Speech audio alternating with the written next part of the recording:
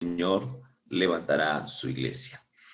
Así que entonces hoy vamos a iniciar este análisis a Mateo 24 y bueno, estaremos también tocando algunas cosas ya en su momento de Mateo 25, que es muy importante también. Así que entonces darles la bienvenida. Hay algunos que se van conectando, así que bienvenidos en esta hora. Voy a permitirme por aquí. Bueno, antes de compartir pantalla, eh, es importante entonces decir lo siguiente, ¿sí? Vamos a compartir pantalla aquí para no... Ok, vamos a dejar aquí. Listo, para mí un momentico. Ok, entonces hoy vamos a sumergirnos en este nuevo tema, hablando acerca de lo que es el análisis a Mateo 24.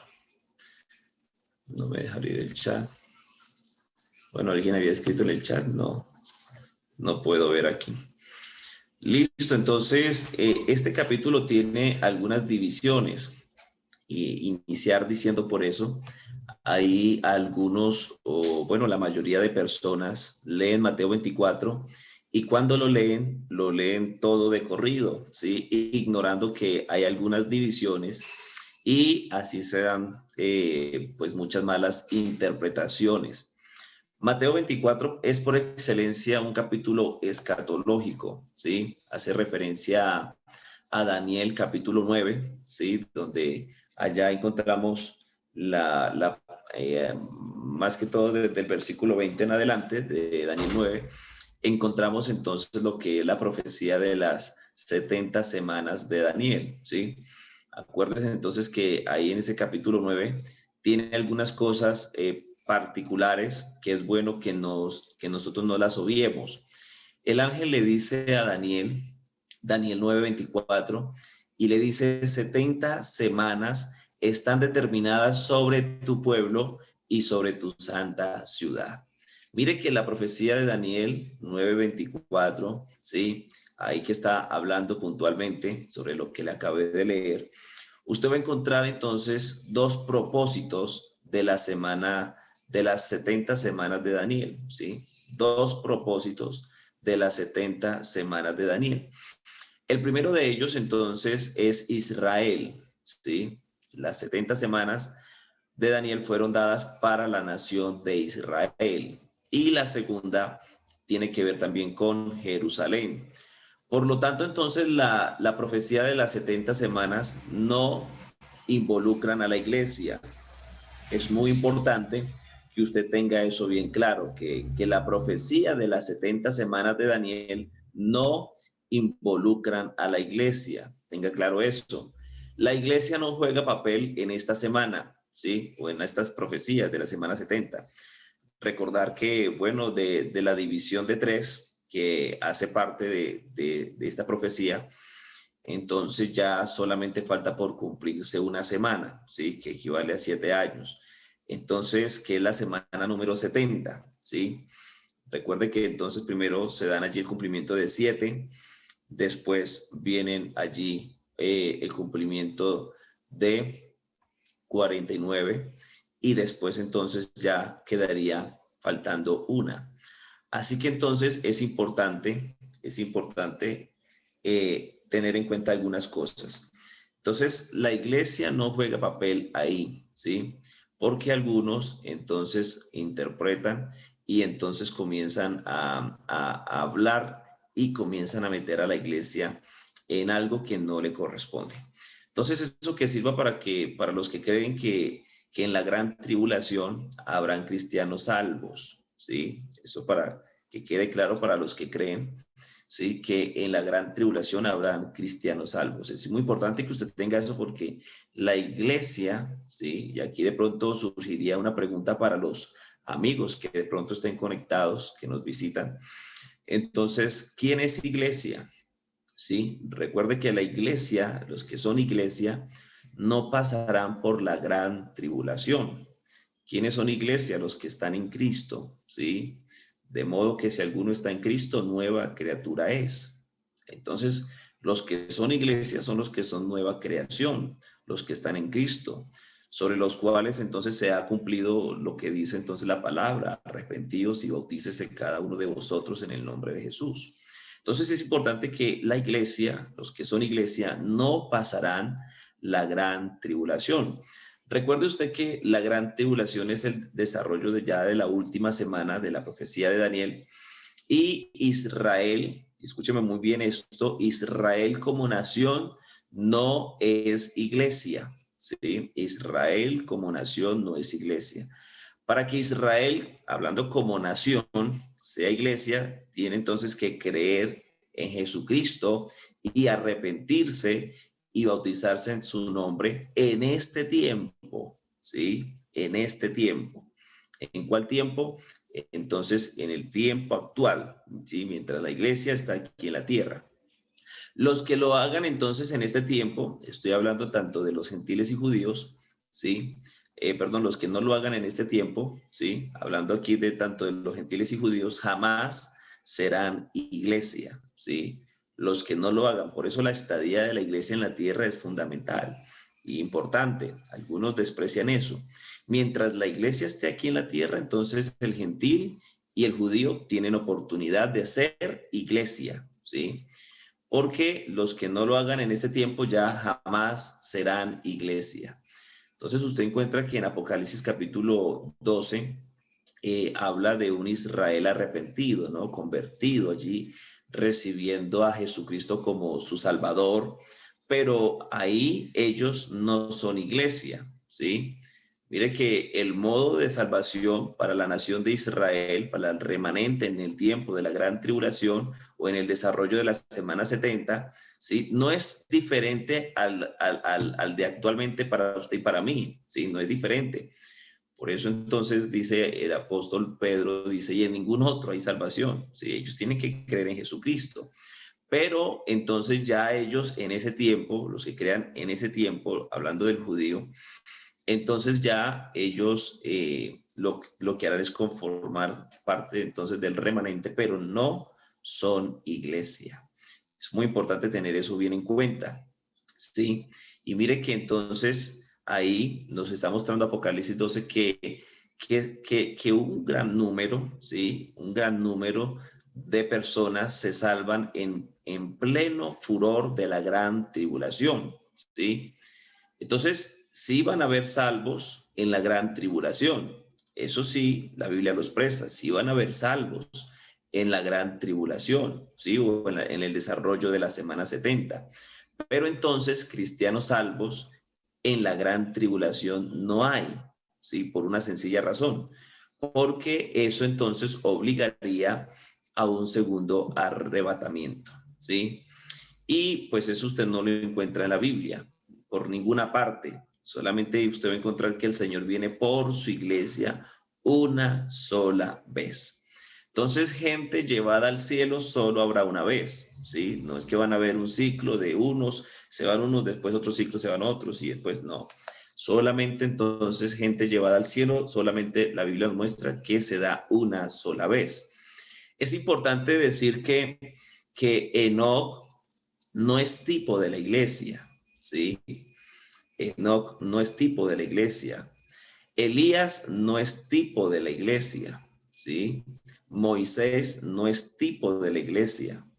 Por lo que Jesús declaró y expresó allá en el Evangelio Juan, capítulo 3, San Juan capítulo 3, versículo 13, Jesús expresó y dijo lo siguiente: nadie subió al cielo, ¿sí? Nadie subió al cielo, sino el que descendió del cielo, ¿sí?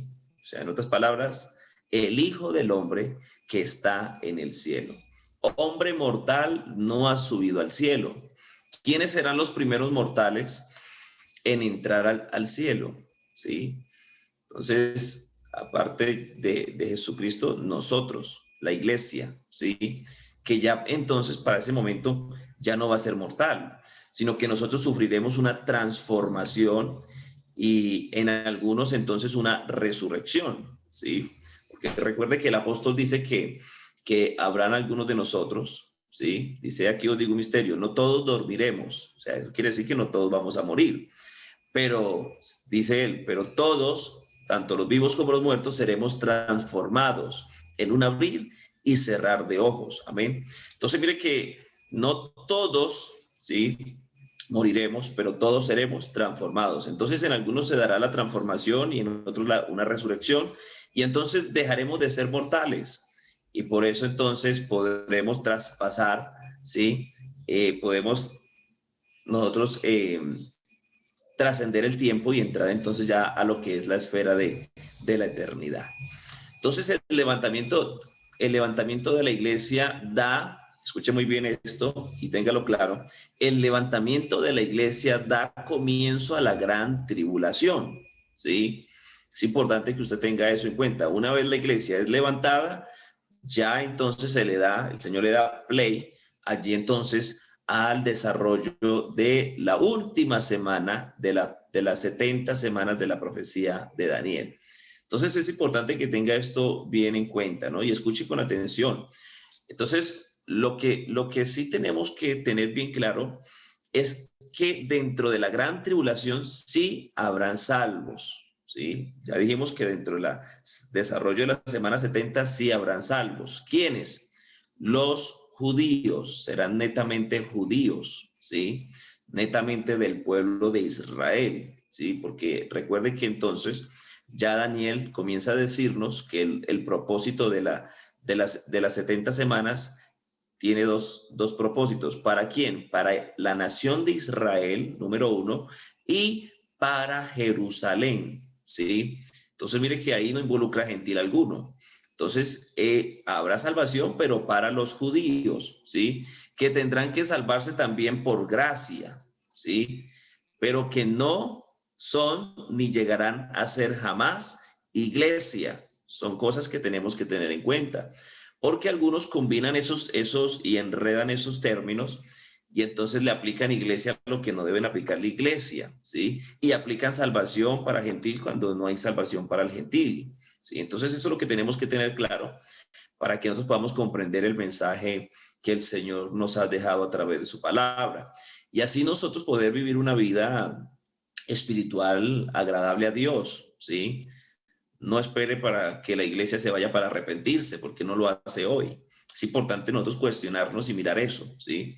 Entonces, lo que el Señor siempre ha estado es prolongando su misericordia. Mirábamos el tema anterior, días mileniales, y mirábamos que ya pues relativamente el tiempo para la iglesia en la tierra es supremamente muy corto, ya no queda mucho tiempo, ¿sí? Ya estamos como en esas horas extras, ¿sí? Entonces lo que resta ya en esta tierra para usted y para mí, la estadía, hablando de la estadía, es muy poco. Así que entonces esforcémonos, ¿sí? Y entonces dice el Señor, esfuérzate y sea valiente para hacer y guardar conforme a lo que está escrito.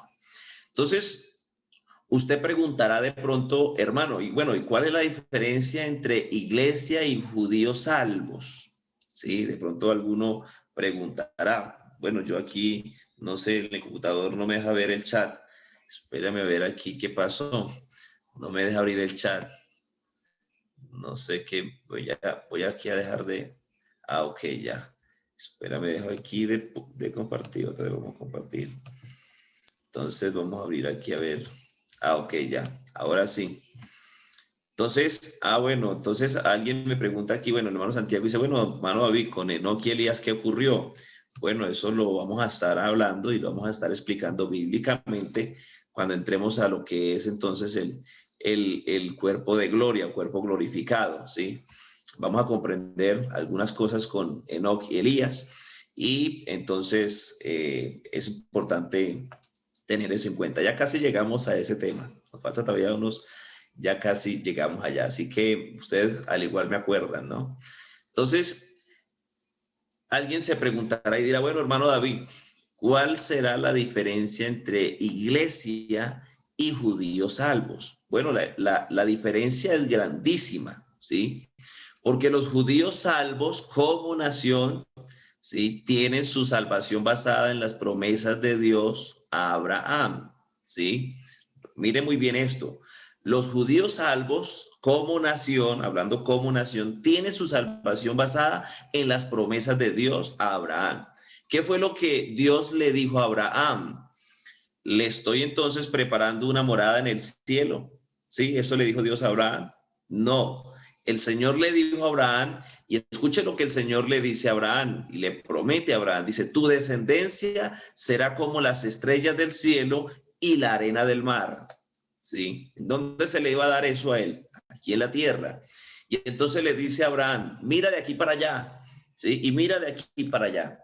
Así, entonces, así, de aquí para allá y de aquí para allá, todo lo que puedas ver será entonces tu heredad, ¿sí? Jamás Dios le prometió cielo a Abraham y tampoco a su descendencia, ¿sí? Por eso Israel no va al cielo. Por eso les decía que Enoc no está en el cielo, Elías no está en el cielo, ¿sí? Porque el único que ha descendido y está sentado allá es el Señor Jesucristo. Entonces, porque además entonces el Señor a ellos no les prometió cielo, ¿sí? Ellos, Enoc hace tipo, cuando estemos mirando ya, hablando acerca del remanente en medio de la gran tribulación, miraremos que Enoc es tipo del remanente de Israel, ¿sí? Y vamos a mirar entonces qué va a pasar con ellos en lo que llamamos entonces la campaña de Armagedón, ¿sí? Ahí estaremos mirando algunas cosas muy interesantes, un panorama muy amplio donde usted podrá mirar a través de las escrituras lo que entonces irá a pasar allí, ¿sí? Entonces mire que Israel no va al cielo, por eso cuando usted y yo seamos transformados, seamos glorificados, usted no espere en el cielo encontrar ni a Enoc, ni encontrar a Elías, ni encontrar a Moisés, ni encontrar a Abraham, ni encontrar a ninguno de estos grandes hombres, porque ellos no tienen promesas celestiales, ¿sí? Entonces el Señor a ellos les dio promesas terrenales. ¿A quién le dio promesas celestiales? Bueno, a la iglesia. Sí, por eso mire la diferencia que hay entonces grandísima entre iglesia y ya judío salvo, ¿no? Tenga en cuenta esto, que el judío que se convierta al evangelio ahora, ¿sí? Es iglesia, ¿sí? Ese sí es iglesia. Sí, pero el judío que se convierta al Señor en el desarrollo de la semana 70 ya no es iglesia, ¿sí? Viene a ser parte del remanente de Israel. Entonces eso es muy importante tenerlo bien claro, ¿no? Entonces las promesas de Israel son promesas que el Señor se las va a cumplir y son eternas, pero son en la tierra, ¿sí? Cuando hablemos del milenio, entonces miraremos que ahí se van a activar unos pactos, ¿sí? Que están pasivos, están en stop, ¿sí? Que dejaron de funcionar, porque el pueblo, bueno, de Israel pues desobedeció y pues están ahí quieticos, ¿sí? Pero una vez entonces el Señor restaure la relación entonces con ellos, entonces sus pactos y sus promesas se van a volver a activar y en el milenio pues el Señor les cumplirá a ellos todos los pactos y las promesas que les hizo, ¿sí? Entonces eso lo estaremos hablando y profundizando más adelante. Así que entonces, entrando aquí eso como preámbulo para que usted tenga un panorama de lo que vamos a encontrar aquí en Mateo 24. Entonces le decía que Mateo 24 es por excelencia un capítulo escatológico, ¿sí? Es un capítulo escatológico. Y bueno, la escatología pues nos ayuda a ver en qué tiempo estamos ubicados en el contexto bíblico, ¿sí? Es decir, en qué tiempo entonces de Dios estamos.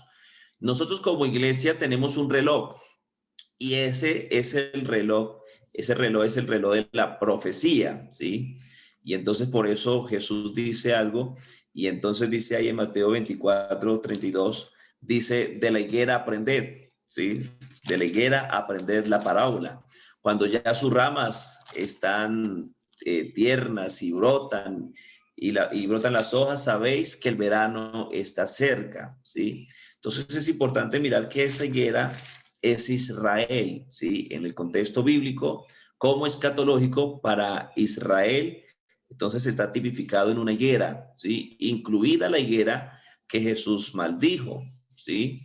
Esa maldición le permitió, la permitió Dios a una planta de higo física, natural, pero entonces esa higuera es tipo de Israel, ¿sí? Entonces representa a Israel, porque en el tipo de Israel, porque bueno, Dios estaba también esto esperaba para ese tiempo que Israel tuviera fruto, ¿sí? Ya Jesús estaba llegando al final de su ministerio. Acuérdese que la maldición de la higuera fue en el desarrollo de la última semana del ministerio de nuestro Señor Jesucristo. Y entonces allí el Señor se acerca a la higuera debía tener fruto para ese tiempo, pero entonces no tenía fruto, entonces el Señor la maldice. O sea que Israel ya debía haber, para ese tiempo, haber dado fruto, pero hasta ahí Israel estaba entonces en la ignorancia. Por eso entonces cuando uno lee Lucas capítulo 10, versículo 42, acuérdese que allí Jesús dice la Biblia que al ver la ciudad lloró diciendo, oh, y hace un lamento y dice, oh, si también tú conocieses a lo menos en este tu día lo que es para tu paz, mas ahora está encubierto de tus ojos, ¿sí? Mire lo que el Señor está declarando ahí. O sea, tenían los ojos vendados, mas ahora está encubierto de tus ojos. Y Jesús termina diciendo, por cuanto no conociste el tiempo de tu visitación. Mire que eso es peligroso, ¿sí? El no conocer el tiempo, ¿sí? Por eso el apóstol Pablo dice ya en Romanos 13:11, y esto conociendo el tiempo. Hay quienes en la iglesia no se preocupan por conocer el tiempo profético. Y algunos dicen, no, no, no, no, eso es muy enredado, eso yo no lo entiendo, eso no es para mí. Pero hermano, nosotros debemos de preocuparnos por conocer el tiempo, ¿sí? Porque mire que Israel no lo conoció y estaba así, vendado, ¿sí? Entonces, eso es muy importante mirarlo. Y entonces no conocieron el tiempo de su visitación. Por eso usted y yo tenemos que estar alerta, ¿sí? Y podemos entonces mirar algunas cosas. Entonces, bueno, aquí me están escribiendo que no he pasado diapositivas, ya vamos para allá, tranquilos. Aquí estamos apenas en la introducción, voy a quitar entonces aquí la pantalla. ¿Dónde dice que después de la tribulación habrá una segunda oportunidad de salvación? Bueno, eso ya lo vamos a estar analizando. Entonces, vamos despacio. Yo quiero que usted me vaya comprendiendo porque aquí vamos mirando un contexto para así entonces comenzar a mirar lo que Mateo 24 nos está expresando. Entonces, mire que Jesús terminó diciendo, por cuanto no conociste el tiempo de tu visitación, ¿sí? Entonces, conocer el tiempo es muy importante, ¿sí? Entonces, ellos no se dieron cuenta quién andaba por las calles de Jerusalén, de Judea, de Samaria. Ellos nunca se dieron cuenta quién era el que levantaba a esos muertos y sanaba a esos enfermos. Ellos siempre vieron a Jesús como un gran hombre, como un profeta, como un milagrero. Algunos incluso lo vieron como un revolucionario, pero jamás como el Mesías. Muy pocos lo vieron a él como el Mesías. Por eso entonces los que andaban por ahí, eh, entonces hay algunos que andan por ahí hoy diciendo, y bueno, se denominan judíos mesiánicos, judíos mesiánicos no hay, ¿sí? Eso es importante que usted lo tenga claro. Eso es totalmente una mentira, porque si los judíos fueran mesiánicos, habrían aceptado al Mesías, ¿sí? Además, esa expresión pues tampoco aparece en la Biblia, judíos mesiánicos. Entonces no hay eso, porque los judíos no aceptaron al Mesías. Ese es uno de los pecados de la nación como nación que ellos cometieron, y entonces es el pecado de no reconocer la mesianidad del Mesías, de Jesucristo. Es un pecado entonces nacional que cuando estemos viendo el desarrollo de lo que es de lo que es la campaña de Armagedón, ahí estaremos mirando qué va a pasar entonces, y ellos tienen que reconocer, como nación, tienen que reconocer ese pecado, ¿sí? Entonces ahí en Lucas capítulo 19, el versículo 42, usted encuentra una sentencia, ¿sí? Usted va a encontrar una sentencia, y entonces él expresa en esa sentencia, dice que te van a asaltar, te van a derribar tus muros, van a destruir la ciudad, van a rodear la ciudad, tus enemigos la rodeará, la destruirá. Y entonces hay una profecía escatológica de Jesús ahí. ¿A razón de qué? Escuche, porque esto puede ser grave, ¿sí? Entonces, de no haber conocido el tiempo de su visitación, ¿sí? Y entonces déjeme decirle, querido hermano y amigo que están conectados aquí hoy, y le damos la bienvenida a los que se han conectado de último. Entonces, déjeme decirle que Dios es Dios de oportunidades. Usted puede decir, amén. Dios es Dios de oportunidades. Y lo grave para el pueblo de Dios es que Dios, ¿sí?, nos brinde una oportunidad, que Dios nos visite y nosotros no nos demos cuenta. Eso es lo grave, ¿sí?, para nosotros como iglesia, como pueblo del Señor. Entonces, que Dios nos dé oportunidad, que Dios nos visite y que nosotros no nos demos cuenta. Eso es mortal para nosotros como pueblo del Señor, pueblo santo. Entonces, porque entonces viene una sentencia que el Señor allí les da, y entonces dicen ellos, teniendo oídos no oyen, teniendo ojos no ven. Sí, eso fue lo que le pasó al pueblo de Israel, que ellos lo oían hablar y se maravillaban y decían, nunca hemos oído hablar a alguien como él, pero nunca pudieron darse cuenta que era el tiempo de la visitación, ¿sí? Entonces, escuche esto que es muy importante para usted como iglesia. Entonces, es muy importante entender que la iglesia de Jesucristo, ¿sí?, ha de perfeccionarse en 7 tiempos y 5 ministerios. La iglesia de Jesucristo ha de perfeccionarse en 7 tiempos y 5 ministerios, ¿sí? Eso quiere decir que Dios visita a la iglesia a través de cada ministerio. Sí, Dios visita a la iglesia a través de cada ministerio. Es la visita, sí, es la presencia de Dios. Es triste decir esto, pero en las congregaciones hay gente que se dedica a pelear con el pastor, sí, y el creyente no se da cuenta que Dios lo está visitando. Se pone bravo porque el pastor predica santidad, porque el pastor predica que hay que dejar el pecado, que hay que dejar costumbres. Se pone bravos. ¿Sí? Entonces, eso es lo triste de este tiempo, ¿sí? Qué bueno que usted, querido hermano, que está allí conectado, bueno, algunos los conozco, otros no, algunos los conozco solamente porque hemos hablado por el chat, pero otros no. Entonces, es importante que usted tenga esto en cuenta, ¿sí? Que entonces el Señor visita la iglesia, el Señor perfecciona la iglesia a través del ministro. Por eso entonces dice que él mismo constituyó a unos apóstoles, a otros profetas, a otros evangelistas, pastores y maestros, a fin de perfeccionar a los santos, ¿sí? A fin de perfeccionarlos. Por eso es muy importante tener en cuenta eso, ¿sí? Que cuando el pastor te dice, hermano, pilas con esto, usted pueda decir, gracias, Señor, porque lo estás usando para mi bien, porque Él no quiere que nadie se pierda. ¿Sí? Y si ese es el sentir de nuestro jefe, pues nosotros tampoco queremos que nadie se pierda, ¿sí? Pero entonces hay algunos que se van en contra, ¿sí? Y comienzan a decir, yo vuelvo a esa iglesia hasta que cambie ese pastor. Espero que aquí no haya ninguno que piense y hable así, porque eso es delicado. Entonces a Dios no se puede conocer solo por un lado. A Dios no se le puede conocer solo desde la extensión largo, también hay que conocerlo desde la extensión ancho y también en la profundidad, ¿sí? A Dios hay que conocerlo en todas sus dimensiones. Por eso entonces Jeremías dice, mas alabes en esto el que se hubiere de alabar, en entenderme y conocerme, dice el Señor. Entonces, mire que la iglesia tiene que ser perfeccionada en 7 tiempos que están representados en Apocalipsis capítulo 2 y Apocalipsis capítulo 3. Ahí están expresados los 7 tiempos de la iglesia, tanto individual como colectiva, ¿sí?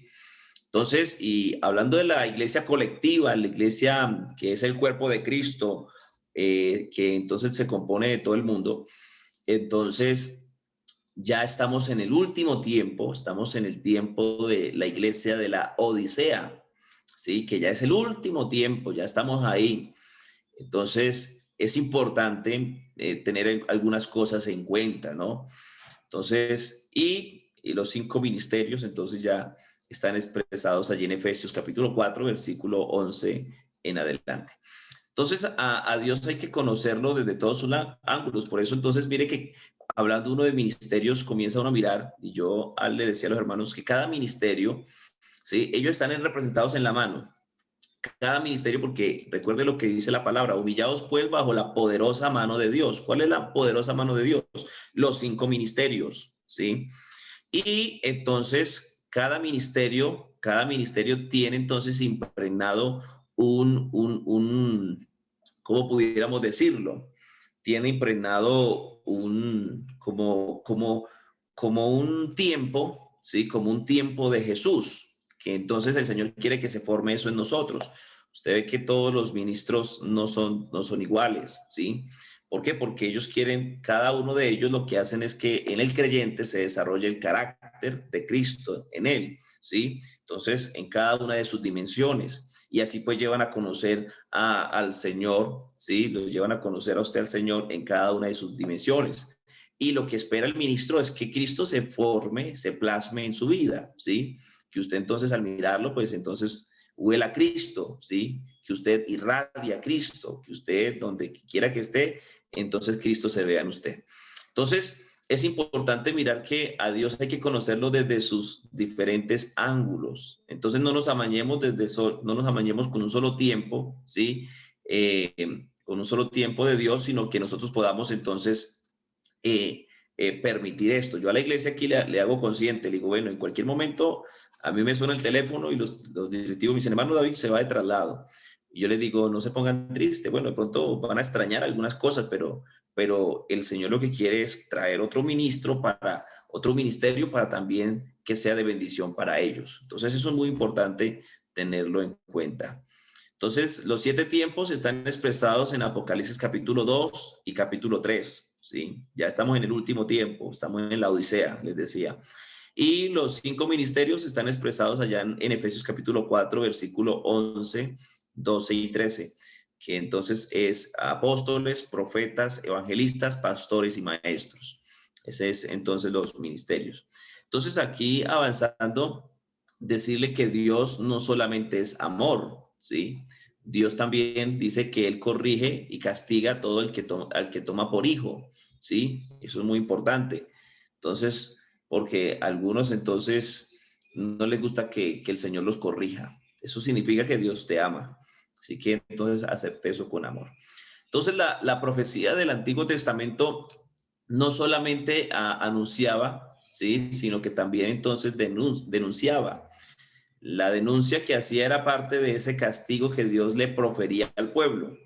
La profecía del Nuevo Testamento realiza edificación, consolación y exhortación, ¿sí? Entonces, mire lo importante, la profecía del Nuevo Testamento realiza edificación, consolación y exhortación, que esa exhortación entonces nos lleva al Señor a infundirnos ánimo, ¿sí? A infundirnos ánimo. Entonces, la diferencia entre el Antiguo y Nuevo Testamento es que Dios no está a través del predicador echando juicio. Escucha, eso es muy importante. Dios en el Nuevo Testamento no está a través del predicador echando juicio, ¿sí? Que si era lo que entonces hacía el profeta en el Antiguo Testamento. Usted ve que el profeta decía, ustedes se arrepienten de esto o si no les viene esto y ya, ¿sí? Y eso era, no había más. Ahora la profecía edifica. La profecía ahora exhorta, la profecía ahora consuela, porque el evangelio no es juicio, el evangelio es gracia, ¿sí? Por eso usted no tiene que predicar juicio todavía, eso lo hará un ángel. Ahorita lo vamos a mirar aquí en Mateo 24, eso lo hará un ángel, no lo hará usted, ¿sí? Ni yo. Por eso Jesús dice allá en San Juan 3, 16, 17, dice que entonces el Hijo del Hombre no vino a condenar al mundo, sino para que el mundo sea salvo por medio de él, ¿sí? Que eso es lo que hace el Evangelio. Por eso, pero eso entonces no quiere decir que no venga el juicio, ¿sí? O nosotros oímos la voz de Dios, ¿sí? Y nos beneficiamos, o no la oímos y nos llevamos las consecuencias, ¿sí? Ya también es una decisión propia, suya, personal, ¿sí? Ni Dios te va a obligar para tenerlo en el cielo, ni Satanás te va a obligar para tenerlo allí en el agua de fuego. Es usted el que decide dónde quiere estar. Entonces, por eso entonces miramos que entonces que la profecía en este tiempo edifica, exhorta y consuela, ¿sí? Porque el evangelio no es juicio, el evangelio es gracia. Pero eso no quiere decir entonces que no venga el juicio vendrá, ¿sí? O nosotros oímos la voz de Dios y nos beneficiamos o no la oímos y nos llevamos las consecuencias. Entonces mire que esto suena así para todos. El que creyere y fuere bautizado será salvo, mas el que no creyere será condenado, ¿sí? Eso no ha dejado de ser así, sigue siendo así. Entonces, solo que ahora se le puso entonces el ingrediente de la gracia. Y nosotros a veces entonces abusamos de la gracia, ¿sí? A veces nosotros abusamos de la gracia y les voy a decir una cosa que de pronto les va a doler a algunos, ¿sí? Los más abusadores de la gracia no son los inconversos, somos nosotros, ¿sí? Entonces, a veces nosotros abusamos de la gracia de Dios. Dios es tan bueno que no nos ha consumido, ¿sí? Así que la escatología, entonces, mire que aquí mirando que nos ubica en el tiempo del reloj de Dios, ¿sí? En el reloj profético. ¿Y para qué nos interesa eso? Para saber qué tan próxima está nuestra redención, ¿sí? Porque yo no me pienso quedar toda la vida, ¿sí? Aquí en la tierra, ¿sí? No sé si usted piensa quedarse aquí en la tierra toda la vida, pero yo no. Entonces, mire que si el Señor no hubiese querido que nosotros nos interesáramos por el tiempo profético, el Señor no hubiera dejado ni Mateo 24, ni Apocalipsis, ni Daniel, hubiera omitido todo eso. Se hubiera borrado el trabajo él, pero él no lo quiso ignorar, no lo quiso omitir, porque toda la escritura es inspirada por Dios y útil para enseñar, para redarguir, para corregir, para instruir en justicia. Entonces, mire que nosotros no nos vamos a quedar toda la vida aquí en la tierra. La tienda de Moisés en el desierto indicaba que el que no estuviera sembrado en un solo lugar, ¿sí? Entonces nos deja a nosotros una enseñanza y era que ellos iban de paso, ¿sí? El que no estuviera allí fija en un solo lugar indicaba que ellos iban de paso porque tenían una tierra prometida, ¿sí? Nosotros también, por eso entonces la palabra del Señor nos dice allá en 2 de Pedro 3:13, pero nosotros esperamos según sus promesas cielos nuevos y tierra nueva, en los cuales, dice la palabra, mora la justicia. Tengamos siempre eso presente, no nos vayamos a quedar aquí, ¿sí? Y hay una canción que usted, no sé si usted la ha cantado, pero cuando yo estaba más pequeño que ahora se escuchaba muchísimo y entonces se cantaba y se decía, no puede el mundo ser mi hogar, ¿sí? Y entonces se cantaba, no puede el mundo ser mi hogar, ¿sí? En gloria tengo mi mansión, no puede el mundo ser mi hogar. Algunos quieren vernos, ¿cierto? Ir por el sendero de maldad, pero oír no puedo su llamar, dice la letra de esta canción hermosa. Pues voy a mi celeste hogar, ¿sí? Entonces, y después hace una invitación al pecador, ¿sí? A que venga en pos del Salvador, ¿sí? Porque entonces indica que el Señor tiene también algo para ellos. Ahí entonces usted encontrará que nosotros somos habitantes celestiales, ciudadanos celestiales, ¿sí? La iglesia, más nuestra ciudadanía está en los cielos, dice el apóstol Pablo allá en Filipenses 3:20, más nuestra ciudadanía está en los cielos. Pablo a los Efesios dice que Cristo no ve a la iglesia de él aquí en la tierra, sino que ya la sentó en lugares celestiales con él, ¿sí? Para él, para Cristo, ya la iglesia está en lugares celestiales con Cristo. Por eso entonces dice Efesios 6:12, porque no tenemos lucha contra sangre y carne, sino contra principados, contra potestades, contra los gobernadores de las tinieblas de este siglo, contra huestes espirituales de maldad, ¿en donde? En las regiones celestes. Porque nosotros, ¿sí? Somos un ente espiritual. La iglesia no es un ente físico. Para eso hay una palabrita que dice entonces seremos transformados, que es lo que muchos no han podido asimilar, ¿sí? Entonces, eso es lo que muchos no han podido comprender. Pero el día que el Señor venga por su iglesia, ¿sí? Hay un texto entonces que dice que allá en 1 Corintios 15, no recuerdo el versículo, sí, es el versículo 54.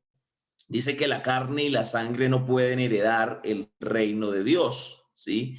Ni lo que se corrompe heredará lo incorruptible. Y eso es verdad, ¿sí? Y tendríamos que preguntarnos, ¿cuál sangre y cuál carne? ¿Sí? Porque nosotros hemos sido justificados a través de la muerte y la resurrección de Jesucristo. Por eso entonces el cristiano tiene que sufrir ese momento de transformación, ¿sí? Que es lo que entonces se le conoce como la doctrina de la glorificación, que es el último paso del evangelio, que fue entonces el que sufrió el cuerpo de Cristo al momento entonces de ir al sepulcro y resucitar, ¿sí? Entonces ve que en él se da esa glorificación, esa transformación. Cuando Jesús estaba en la tierra con los discípulos antes de morir, aunque él lo podía hacer porque era Dios, sin embargo no lo hizo, porque él se sujetó a todas las leyes terrenales, porque él siempre entonces se dejó ver como hombre, ¿sí? De carne y de huesos, y si usted me permite la expresión, limitado, porque él estaba dando la lección de hombre. Pero una vez que Cristo está resucitado, el cuerpo entonces que él tenía, ¿sí? El cuerpo que él tenía, entonces ya esa materia que ellos siempre habían visto, el cuerpo que ellos le habían visto por su naturaleza, ahora entonces estaba glorificado, ¿sí? Ya no era entonces corruptible, sino que ya entonces estaba en otra, el cuerpo estaba en otra gloria. Por ejemplo, entonces él podía, ¿sí? Estar aquí y pasar a la casa vecina sin dar la vuelta, ¿sí? Por la puerta. Y usted ve que en un momento dado se les aparece ahí en la mitad y entonces les dice, pasa a vosotros, y ellos sorprendidos porque ni golpeó ni nadie le abrió la puerta y pensaron que era un fantasma, ¿sí? Pero entonces es ahí, en ese tiempo de Jesús, que ahí sí entonces la carne y la sangre, entonces una vez son glorificados, entonces podrán heredar. Así como estamos actualmente, no podemos todavía heredar. Por eso entonces nos morimos y nos entierran, ¿sí? No nos vamos derechito para el cielo, no, nos entierran. ¿Por qué? Porque tenemos que esperar, tanto los que mueren en Cristo como los que estemos vivos, tendremos que entonces ser transformados. ¿Listo? Entonces eso es muy importante. Su parte física, así como usted entonces la única diferencia es que su naturaleza pecaminosa y su limitación física pues se le quita, ¿sí? Esa limitación física de hombre se le quita y ahora usted pues recibe la naturaleza de Cristo, ¿no? Ya en todo, en toda su plenitud. Para que se cumpla entonces la expresión de Pablo, hasta que todos lleguemos y para que seamos semejantes a Él, porque le veremos tal como Él es. Entonces esa expresión, le veremos, no parece de pronto grave, pero si usted entonces asume que Dios es espíritu, entonces ahí sí es grave, ¿sí? Porque los espíritus no se ven, ¿sí? Pero como usted ahora recibe la naturaleza de Él, entonces usted, ¿sí? Se mueve en un lugar espiritual y va a ver todo lo espiritual, todo lo de Dios. Por eso entonces Pablo dijo, yo conozco un hombre, ¿sí? Que fue a un lugar que se llama el tercer cielo. Si en el espíritu, no lo sé. Si en la carne, no lo sé, ¿sí? Dice Pablo, que subió hasta allá, hasta el tercer cielo, y vio cosas inefables, cosas que oído no han oído, ¿sí? Que oído no oyó, que ojo no vio, y cosas que no se las ha imaginado el corazón del hombre, sino que Dios las tiene reservadas para quienes, para los que le aman, ¿sí? Para los que esperan entonces su venida. Esas son cosas grandes y que las podemos nosotros llamar sublimes, ¿sí? No la verá usted con el ojo humano, porque no estamos en condición. Usted ve que Jesús se le aparece a Pablo y en esa gloria que Jesús reflejó, pues a Pablo le afectó sus ojos. Entonces, de una vez nosotros entremos en esa dimensión espiritual, podremos entonces ya mirar todo lo que Él tiene reservado para nosotros. Pero recuerde que eso entonces se dará hasta cuando usted y yo seamos transformados, ¿sí? Y estemos listos para verlos y para ver entonces, si usted me permite expresarlo, el mundo de Dios. Entonces, por eso es muy importante este estudio y yo lo llamo hoy a reflexionar. Querido hermano, querido amigo, que usted me está allí escuchando al otro lado de la pantalla, es importante conocer el tiempo de la visitación, ¿sí? Es muy importante. Yo de verdad que le felicito porque en ustedes he visto que hay bastante interés y esto pues va a resultar de bendición para su vida y para los que le rodean. Entonces es importante conocer el tiempo de la visitación de Dios. ¿Cuántos dicen amén allá? Entonces, ya entrando entonces aquí ahora sí, entonces Mateo 24 realmente es una extensión de Lucas 10:42, ¿sí? Entonces es importante que usted tenga eso en cuenta ya, que Mateo 24 es una extensión, ¿sí? Realmente es una extensión de Lucas 10:42, porque en Lucas 42 hay una sentencia, ¿sí? Dijimos que entonces Mateo 24, dijimos ya desde el inicio que Mateo 24 tiene ciertas divisiones importantes, observarlas, para que entonces nosotros no vayamos a confundir el texto, ¿sí? Porque algunos creen que Mateo 24 habla de una sola cosa. Algunos creen eso, que Mateo 24 habla de una sola cosa, pero Mateo 24 habla de una serie de cosas escatológicas muy importantes.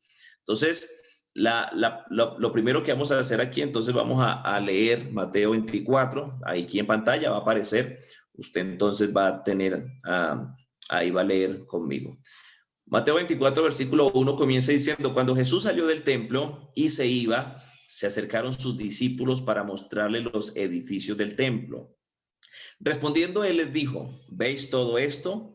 De cierto os digo que no quedará aquí piedra sobre piedra que no sea derribada. Sigue diciendo, y estando él sentado en el monte de los olivos, los discípulos se le acercaron aparte, diciendo, dinos, ¿cuándo serán estas cosas? ¿Y qué señal habrá de tu venida y del fin del siglo? Respondiendo Jesús les dijo, mirad que nadie os engañe, porque vendrán muchos en mi nombre, diciendo, yo soy el Cristo, y a muchos engañarán.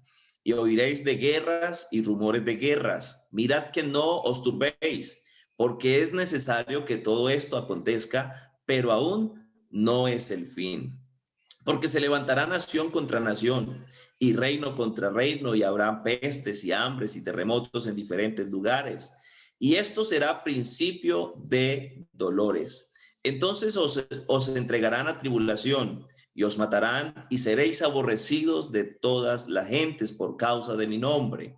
Muchos tropezarán entonces y se entregarán unos a otros y unos a otros se aborrecerán. Y muchos falsos profetas se levantarán y engañarán a muchos. Y por haberse multiplicado la maldad, el amor de muchos se enfriará. Mas el que perseverare, mas el que persevere hasta el fin, este será salvo. Y será predicado este evangelio del reino en todo el mundo, para testimonio a todas las naciones. Y entonces vendrá el fin. Por tanto, cuando veáis en el lugar santo la abominación desoladora de que habló el profeta Daniel, el que lee entienda, entonces los que estén en Judea huyan a los montes. El que esté en la azotea no descienda para tomar algo de su casa, y el que esté en el campo no vuelva atrás para tomar su capa. Mas hay de las que estén encintas y de las que críen en aquellos días. Orad pues que vuestra huida no sea en invierno ni en día de reposo, porque habrá entonces gran tribulación, cual no la ha habido desde el principio del mundo hasta ahora, ni la habrá. Y si aquellos días no fuesen acortados, nadie sería salvo, mas por causa de los escogidos, aquellos días serán acortados. Porque se levantarán falsos cristos y falsos profetas y harán grandes señales y prodigios, de tal manera que engañarán, si fuere posible, aún a los escogidos. Y os lo he dicho antes. Así que si os dijere, mirad, está en el desierto, no salgáis. O mirad, está en los aposentos, no lo creáis. Porque como el relámpago que sale del oriente y se muestra hasta el occidente, así será también la venida del Hijo del Hombre. Porque donde quiera que estuviera el cuerpo muerto, allí se juntarán las águilas. E inmediatamente después de la tribulación de aquellos días, el sol se oscurecerá y la luna no dará su resplandor, y las estrellas caerán del cielo, y las potencias de los cielos serán conmovidas. Entonces aparecerá la señal del Hijo del Hombre en el cielo, y entonces lamentarán todas las tribus de la tierra, y verán al Hijo del Hombre viniendo sobre las nubes del cielo con gran poder y gloria. Y enviará a sus ángeles con gran voz de trompeta y juntará a sus escogidos de los cuatro vientos desde un extremo del cielo hasta el otro. Amén. Entonces mire que aquí en Mateo 24 nos va a dar la plataforma para que usted pueda entender de aquí en adelante, ¿sí? Porque de aquí en adelante vamos a comenzar a hablar cosas que ya entonces comienzan a tocar el entorno, ¿no? Comienzan a tocarnos el tiempo que estamos viviendo. Entonces, Mateo 24 nos va a dar la plataforma para entender de aquí en adelante todo lo que viene, ¿sí? Entonces, ¿qué hay en realidad en Mateo 24? Bueno, el versículo 3, aquí entonces lo tenemos en pantalla, ¿sí? El versículo 3 dice, y estando él sentado en el monte de los olivos, los discípulos se le acercaron aparte diciendo, ¿sí? Mire lo que allí entonces comienzan ellos a preguntarle a Jesús, que este versículo 3 es el versículo clave para entender Mateo 24, ¿sí? Y así poder entonces hacer el análisis que el texto demanda. Entonces, estando él sentado en el monte de los olivos, los discípulos se le acercaron aparte diciendo, dinos, uno, ¿cuándo serán estas cosas? ¿Sí? Mire la pregunta que le hacen ellos. ¿Cuándo serán estas cosas? Dos, ¿qué señal habrá de tu venida? ¿Sí? Y tres, y del fin del siglo. Entonces aquí tenemos tres preguntas. La primera, ¿cuándo serán estas cosas? La segunda, ¿qué señal habrá de tu venida? Y la tercera, y del fin del siglo. ¿Sí? Mire que uno rara vez le pone atención a esto. Uno lee el texto, ¿sí? Pero entonces no le pone atención a lo que ellos le están preguntando, ¿sí? Porque son tres cosas que son totalmente apartes, ¿sí? ¿Qué fue lo primero que le preguntaron? ¿Qué señal habrá de tu venida? Ahí tenemos que preguntarnos, bueno, ¿cuál venida? ¿Sí? ¿Qué más le preguntaron? ¿Cuándo serán estas cosas? ¿Sí? Entonces tenemos que mirar, ¿qué cosas? ¿Sí? ¿Y cuándo será el fin del siglo? ¿Qué siglo? ¿Sí? Ahora entonces mire que no son preguntas tan simples de responder, ¿sí? Ya usted entonces identificándolas, haciéndole el análisis que le estamos haciendo, mire que ya no son preguntas tan fáciles de responder. Ellos estaban preguntando cosas allí contundentes. Devolvámonos 2000 años atrás, estando allí en el Monte de los Olivos con Jesús, pongámonos en el contexto que ellos entonces, hasta el momento lo que ellos sabían, ¿sí? Y nosotros pues tenemos un panorama porque tenemos un panorama bastante amplio en las escrituras, pero devolvámonos 2000 años atrás y preguntémonos a cuál siglo se refería. Entonces ya usted ahí como que comienza a mirar, ¿cierto? La complejidad de la pregunta, ¿a cuál siglo? ¿Sí? ¿De cuál venida hablaba? ¿Sí? Porque le preguntaron de la venida a Jesús. Si ellos no creían que él era el Mesías, ¿sí? Alguien entonces podría decir, bueno, no sabría, ¿cierto? De pronto responder, ¿sí? Y entonces, sí, miremos que entonces, ¿cómo nos cambia el texto de una manera, de una vez trascendente, ¿no? Sí, no sé si alguien de pronto en el grupo se anime a responder estas tres preguntas. Entonces son tres preguntas que son bastante interesantes, ¿sí? ¿Cuándo serán estas cosas? Entonces la pregunta es, ¿cuáles cosas? ¿Qué señal habrá de tu venida? ¿Cuál venida? Y del fin del siglo, ¿qué siglo? ¿Sí? Entonces, claro, para responder entonces hay que llevar el texto 2000 años atrás. Porque si usted lo responde aquí, usted me contesta entonces con la fecha en la que estamos, ¿sí? Y entonces vamos aquí, ya con este primer panorama, vamos a comenzar entonces, estamos aquí listos para ir a través del capítulo y aquí pues nos vamos a encontrar entonces con estas tres cositas. ¿Cuándo serán estas cosas? ¿Cuáles cosas? Entonces en el capítulo, en el versículo 1, ¿sí? Entonces en el versículo 1, hablando aquí, ya entrando a mirar, ¿sí? ¿Cuándo serán estas cosas? Cuando usted lee entonces ahí Mateo 24, versículo 1, entonces la palabra del Señor dice que cuando Jesús salió del templo y se iba, se acercaron sus discípulos para mostrarle los edificios del templo. Mire que ellos le mostraron algo específico, ¿sí? Le mostraron los edificios del templo, ¿sí? Y entonces, al mostrarle esto, entonces Jesús les pregunta y les dice, ¿veis todo esto? ¿Sí? Y entonces mire que respondiendo, ¿sí? Él, aquí entonces entra Jesús en acción, les dijo, ¿veis todo esto? De cierto os digo que no quedará aquí, ¿sí? Sobre lo que ellos le estaban mostrando específicamente. No quedará aquí piedra sobre piedra que no sea derribada, ¿sí? ¿Por qué usted no logró entender cuáles cosas? Porque usted no hizo lo que le acabé de decir. Si yo le dije, vaya entonces a Lucas 19:42, porque allí Lucas 19:42, o más bien Mateo 24, es una extensión de Lucas 19:42. Si usted lee Lucas capítulo 19 en el versículo 43, usted mirará que comienza con una sentencia. Y entonces dice, porque vendrán tiempos sobre ti. Y Jesús, ¿a quién tenía al frente? A Jerusalén.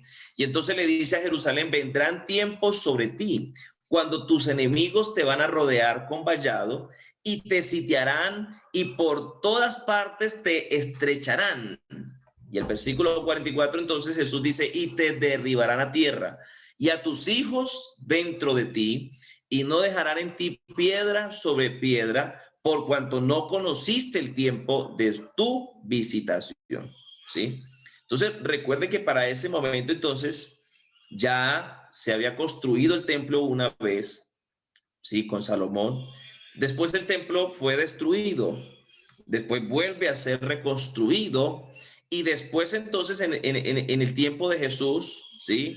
Entonces el que mandó a matar, Herodes el Grande, entonces el que mandó a matar todos los niños cuando Jesús nació, él lo que hizo fue que le dio más gloria al templo, porque el templo, bueno, yo voy a mostrarle unas fotos cuando hablemos del templo y les voy a mostrar cómo fue ese proceso.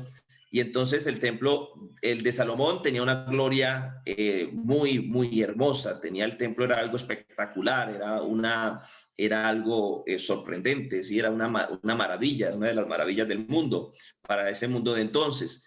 Pero después es destruido y cuando lo reconstruyen, pues reconstruyen un templo totalmente diferente. Ya ellos al mirar el templo, los judíos le daban, eran ganas de llorar, ¿sí? Porque ese templo no tenía la gloria que tenía el primer templo. Entonces, en el tiempo de Jesús, cuando Jesús nace, entonces Herodes llega y dice, bueno, yo voy a arreglar ese templo. Y entonces los judíos le dijeron, bueno, si usted lo va a arreglar, tiene que arreglarlo, pero entonces tiene que hacer el templo, pero no puede destruir este. Y entonces, ¿qué hicieron ellos? Cogieron y construyeron el templo alrededor del que ya estaba, y una vez terminaron, sacaron el que estaba por encima para poder entonces finalmente ya dejar el templo como se conoció o como lo conoció entonces en el tiempo de Jesús, ¿sí? Y entonces allí ese templo tenía una gloria, tenía algo parecido al primer templo, ¿sí? Ya entonces los judíos al verlo ya no les daban ganas de llorar. Entonces, mire que aquí Jesús entonces está hablando de cosas específicas. Y entonces dice que los discípulos venían hablando con Jesús como si viniesen hablando con él, ¿sí? El mismo tema. Y entonces le dice, dinos, ¿cuándo serán estas cosas? ¿Sí? Porque ellos se sorprenden. ¿Veis todo esto? De cierto digo que no quedará aquí piedra sobre piedra que no sea derribada. Y entonces ellos le preguntan, ¿cuándo serán estas cosas? ¿Sí? No solamente lo que está diciendo el versículo 1, sino lo que también está diciendo Lucas 19, 42, 43 y 44, ¿sí? Entonces aquí ellos hacen como una especie de introducción, ¿sí? Al tema que traían, ¿sí? Y entonces respondiendo él les dijo, ¿veis todo esto? De cierto os digo que no quedará aquí piedra sobre piedra que no sea derribada. Esa sentencia de Lucas 19, 42 y de Mateo capítulo 24, versículo 1 y 2 se cumplió exactamente en el año 70 después de Cristo. Sí, en el año 70 después de Cristo. Por eso entonces ya usted vaya señalando la primera división que hay en Mateo 24 y entonces es el versículo 1 y el versículo 2, ¿sí? Y ahí al lado agréguele Lucas 19, 42. Y entonces usted ahí le va a colocar primera división. Esa es la primera división de Mateo 24, que eso ya se cumplió, ¿sí? Ya eso, ya en la profecía de Mateo 24, eso ya está cumplido. Entonces es importante que usted si tiene allí su apuntes, tiene su Biblia de estudio, anótelo. Entonces, Ya entonces, eso se cumplió entonces, le decía que la sentencia de Lucas 19:42 y de Mateo 24, versículo 1 y 2, se cumplió exactamente en el año 70 después de Cristo, ¿sí? Entonces, en ese año, en el año 70 después de Cristo, se cumple esa sentencia y dice entonces la historia que un señor romano llamado Tito, ¿sí? Enviado por uno de sus emperadores, invadió la ciudad de Jerusalén y la quemó, derribó entonces las murallas. La historia entonces muestra la toma, ¿sí? de ese año 70 después de Cristo.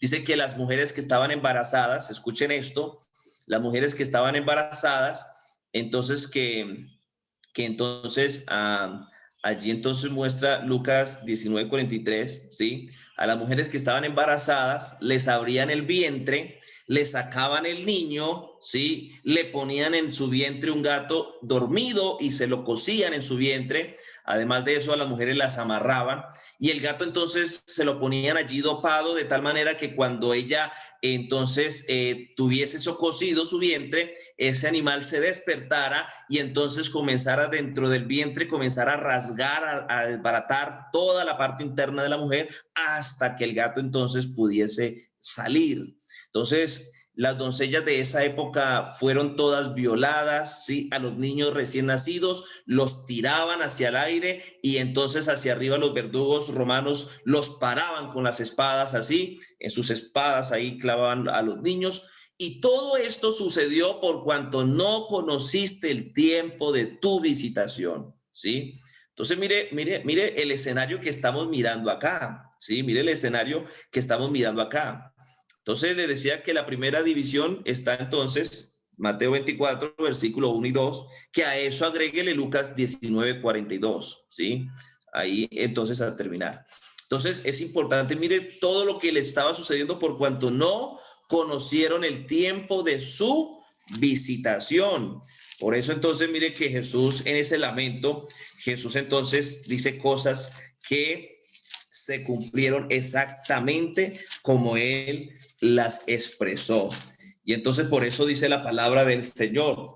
Por eso entonces dice, y cuando llegó cerca de la ciudad, al verla, lloró sobre ella diciendo, oh, si también tú conocieses a lo menos en este día lo que es para tu paz, mas ahora está encubierto de tus ojos, porque vendrá día sobre ti cuando tus enemigos te rodearán con vallado y te sitiarán y por todas partes te estrecharán y te derribarán a tierra y a tus hijos dentro de ti y no dejarán en ti piedra sobre piedra por cuanto no conociste el tiempo de tu visitación, ¿sí?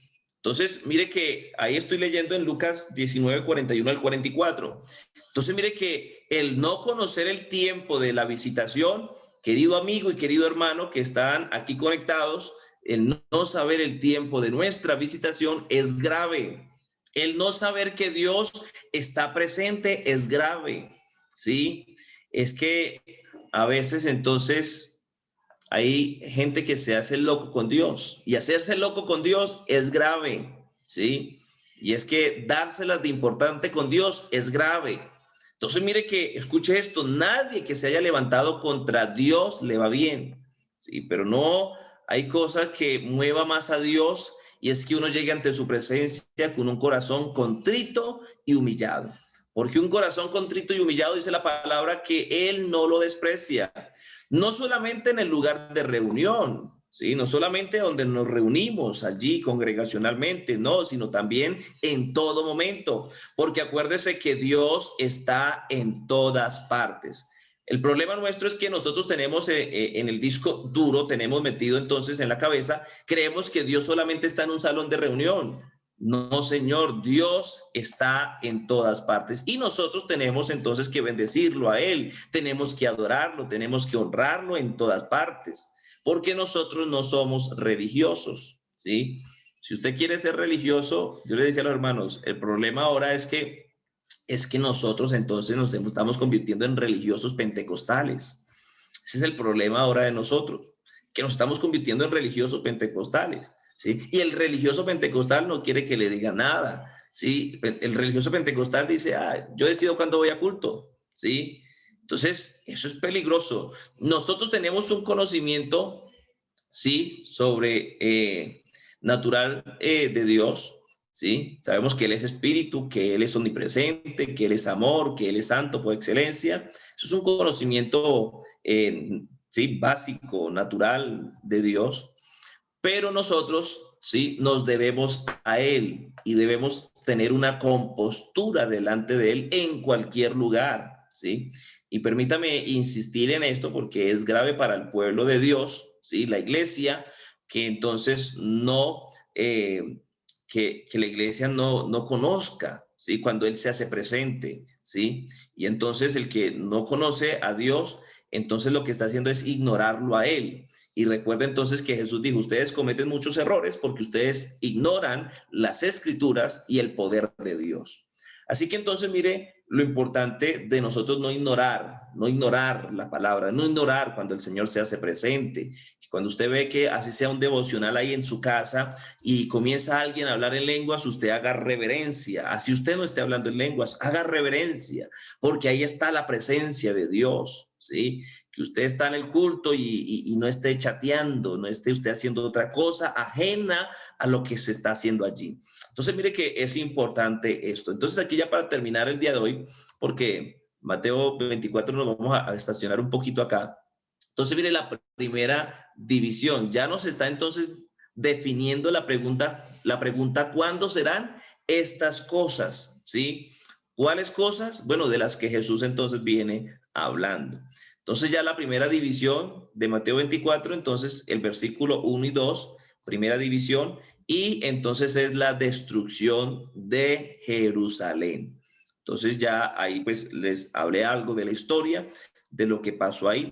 Entonces vamos a dejar hasta aquí para que entonces así podamos ya con la ayuda del Señor hoy es lunes, el día viernes, poder entonces continuar con este tema que yo sé que va a ser muy interesante. Esto entonces les decía va a ser la plataforma para poder comprender lo que se viene aquí en adelante y es muy importante. Si usted entiende Mateo 24 y usted mira entonces las divisiones, hace el análisis correctamente, entonces usted va a tener un panorama escatológico mucho más claro, ¿sí? Entonces, espero que usted hoy le pueda dar gracias al Señor y podamos decirle al Señor que queremos cada día honrarlo a Él, queremos cada día nosotros bendecir su nombre, que su nombre siga siendo exaltado, que su nombre siga siendo admirado y que podamos nosotros cada día también anunciarlo. Vamos en este momento a darle gracias al Señor. ¿Sí? Si alguien entonces ya hoy aprendió algo, dígale al Señor.